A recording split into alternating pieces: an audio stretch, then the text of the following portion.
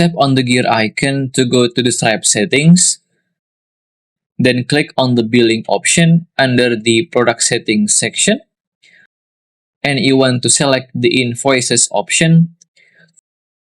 On the General tab, on the invoice numbering, choose the sequentially across your account.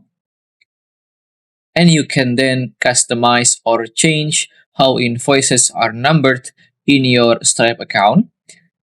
From now on, each of your invoice number will start with a common prefix and followed by a sequential number. You can always change a sequential number in case you are migrating from another software. And you want your Stripe invoice number to pick up exactly where your old invoice number left off.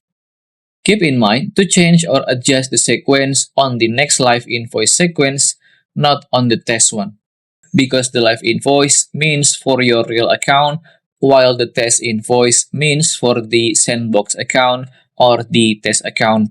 If you still have any question, just comment down below and I will try my best to guide and help you guys. If you find this video useful, please consider like and subscribe.